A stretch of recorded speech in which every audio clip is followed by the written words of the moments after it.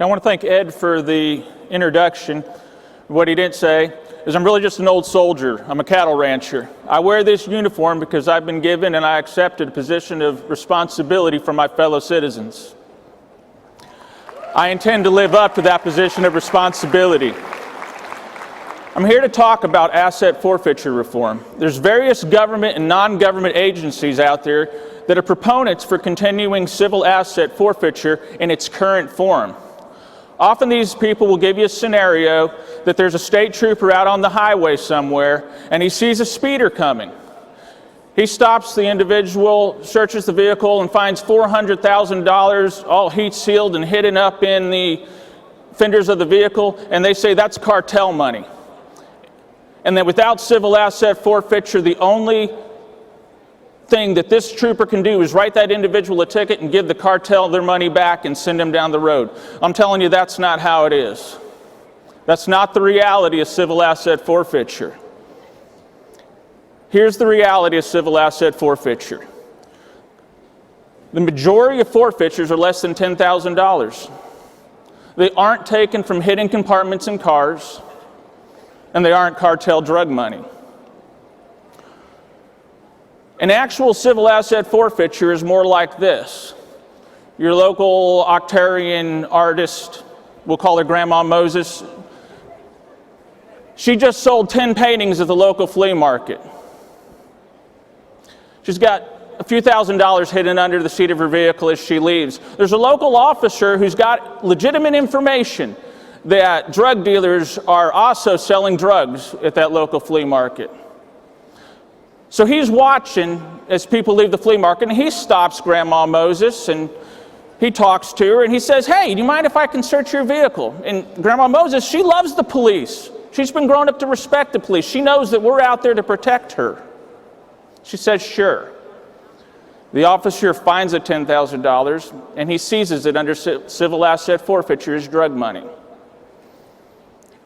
Grandma Moses says, "Well, wait a second, that's my money. I've got it selling paintings." The officer says, "Prove it. Prove that it's not drug money and you can have it back." She doesn't know what to do. She calls the local prosecutor and gets the same story. The prosecutor says, "Yes, under civil asset forfeiture law, you have to prove that you're not the criminal. You have to prove that that's not drug money to get your money back." She calls the sheriff's department. The sheriff's department tells her the same thing. She keeps complaining and they finally tell her, "Look, you need to stop calling us and complaining, or we're going to look at you real hard. You want us to prove that you're a criminal? We're going to look at you real hard and we're going to prove you're a criminal."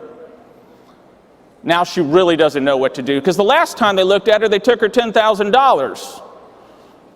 So she stops complaining. They got her way. But do you think she really has that same respect for the police department and for the officers? Do you think she still trusts them to protect her? No, that's exactly right. No is the correct answer. How do I know this is the real reality of civil asset forfeiture? Well, I saw it firsthand, and it happened to me. I was a CID agent in Texas. I was running a counter-drug task force. We didn't conduct civil asset forfeitures, but we worked with other local agencies that did conduct forfeitures. After an arrest of a low-level drug dealer out in front of his grandmother's house, we were walking into this other agency. They were carrying the grandmother's television and furniture and all their household items out of the house. My partner asked the officers, "What are you doing?" And they said, "Well, she has to prove that she did not know what her grandson was doing, and she has to prove that she paid for this through legitimate money, and then she can have it back." And my partner, he looked at me and goes, "That doesn't seem right, does it?" And I said, "No," and we left. We couldn't stop it, but we didn't have to be a part of it. I also own a cattle ranch in Oklahoma.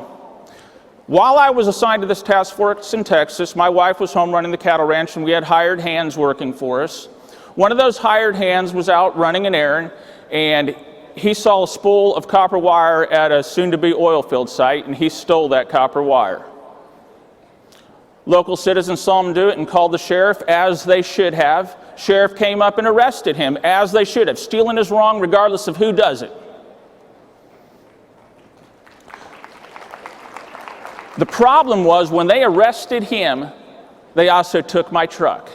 Now, I just assumed that they seized my truck as evidence, and I called the sheriff's department. I said, hey, when are you going to be done with my truck? And I was told, we're not going to be done with it. You're not getting your truck back. We're taking that as under the civil asset forfeiture laws. I said, well, you can't do that. I'm an innocent owner. The law says that I'm an innocent owner. And they told me, well, prove you didn't know he was going to do that. I mean, think about that for a second.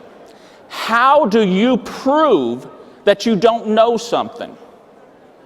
I mean, it's easy to prove you know something. You say what you know. But how do you prove that you don't know something? And that's what they were asking the citizen to do to get their rightful property back, was prove that they did not know something.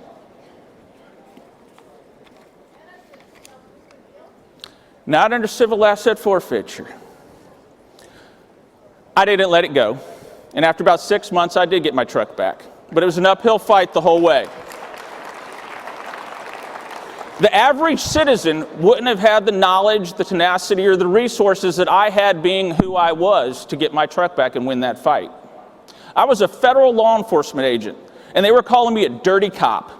They were threatening me with criminal charges and treating me like a criminal, all because I was fighting for my rights and trying to get my property back. What makes it worse is there's even actual classes out there teaching police officers to treat people like this to get them to shut up and go away. Even elected legislators fighting for asset forfeiture reform are treated like this.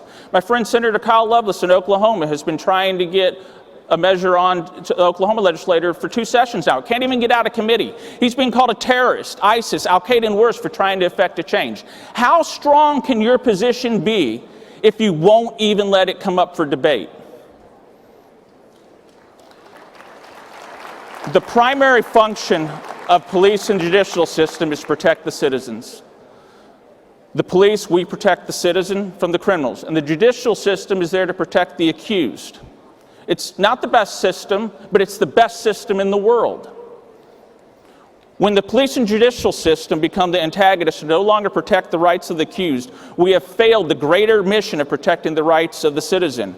We have created innocent victims. Currently, the standard of proof to seize an individual's property is preponderance of evidence.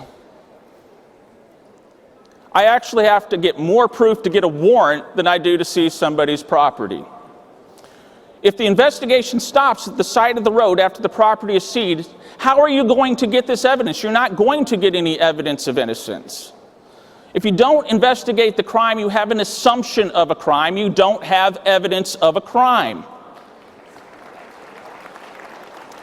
How do we fix this? 1, the burden of proof needs to be put back on the government as constitutionally intended. It means the police are going to have to start investigating the assumed crime, not just taking the property and moving down the road. If $400,000 an offender is evidence of a crime and should be taken, then it's evidence of a crime. Investigate the crime.